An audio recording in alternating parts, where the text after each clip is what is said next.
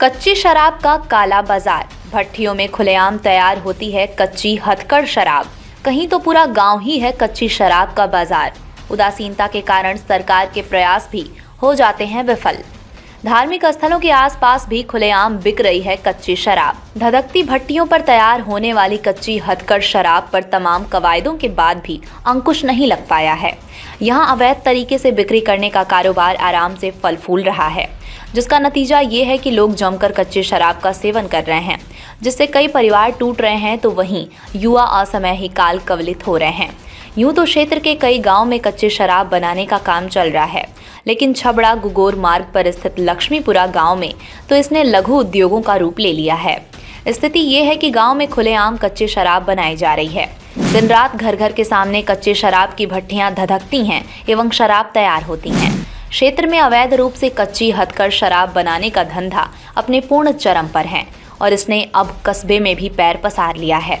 इसकी जानकारी आबकारी विभाग को भी है, लेकिन आज तक प्रभावी अंकुश नहीं लग पाया है। कच्चे शराब के सेवन से युवा पीढ़ी पर बहुत बुरा असर पड़ रहा है, जो नशे की लत में जकड़ते जा रहे हैं। कस्बे में तो ये आलम है कि यहाँ ठिकानों पर शाम से ही जमघट लगना शुरू हो जाता है। कच्ची शराब पीने के बाद ये लोग गाली गलौज शुरू कर देते हैं। वहीं आवाज़ कशी करने से नहीं चूकते हैं, जिससे मोहल्लों और बस्तियों में अशांति का खतरा पैदा हो गया है। वहीं इन दारूबाजों की हरकतों को देखकर रहवासियों में भी भारी रोष व्याप्त है।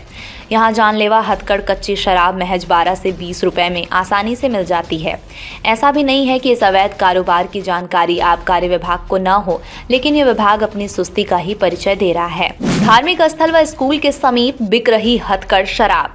वैसे तो ये हथकढ़ शराब कच्ची बस्तियों में आसानी से मिल जाती है, लेकिन कस्बे की कंडारा बाड़ी में स्थित अति प्राचीन हनुमान मंदिर, जाटव बस्ती में राम जानकी मंदिर, बाबा रामदेव मंदिर के समीप सहित कई धार्मिक स्थलों के निकट ये हथकढ़ कच्ची शराब आसानी से परोसी जा रही है।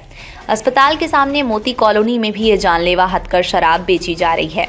यहाँ निजी क्लिनिक व स्कूल होने के कारण यहाँ शिक्षा अध्ययन करने पहुँचने वाली स्कूली छात्राओं व उपचार कराने वाली महिलाओं व युवतियों आदि को काफी परेशानियों का सामना करना पड़ता है। कार्यवाही तो होती है, लेकिन अंकुश नहीं। ऐसा नहीं है कि इन पर कार्यवाही नहीं की जाती हो। पुलिस व आबकारी विभाग की ओर से कच्चे शराब बनाने का गढ़ कहे जाने वाले लक्ष्मीपुरा गांव व शंकर कॉलोनी में साल में कई बार औपचारिकता रूप से संयुक्त छापामार कार्यवाही कर धधकती भट्टियों को तोड़ फोड़ दिया जाता है व वॉश नष्ट कर दी जाती है। इसके बाद भी इस अवैध व्यवसाय पर प्रभावी अंकुश नहीं लगा है, बल्कि समय के साथ साथ और ये पनप रहा है।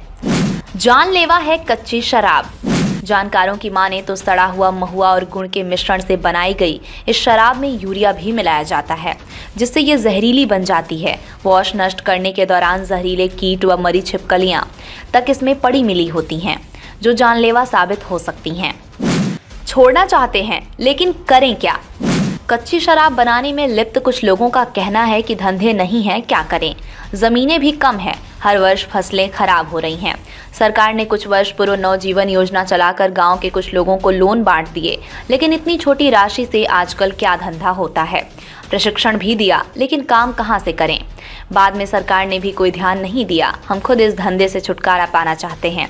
गांव के कुछ युवा बताते हैं, हमने तो बचपन से ही गांव में भट्टियां धधकती देखी हैं, लेकिन अब बच्चों को इस धंधे से दूर रखना चाहते हैं। इसके लिए सरकार को पहल करना चाहिए। ये थी नवजीवन योजना।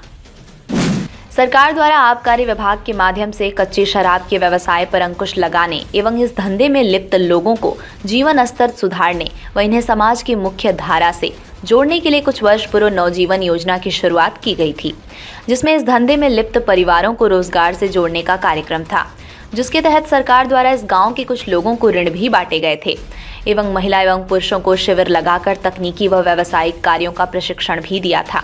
लेकिन ये योजना सरकारी तंत्र की उदासीनता से कारगर साबित नहीं हुई। योजना के तहत सिर्फ शुरुआती एकाध ही वर्ष सही तरीके से चल पाई।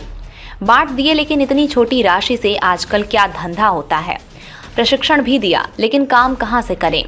बाद में सरकार ने भी कोई ध्यान नहीं दिया। हम खुद इस धंधे से छुटकारा पाना चाहते हैं।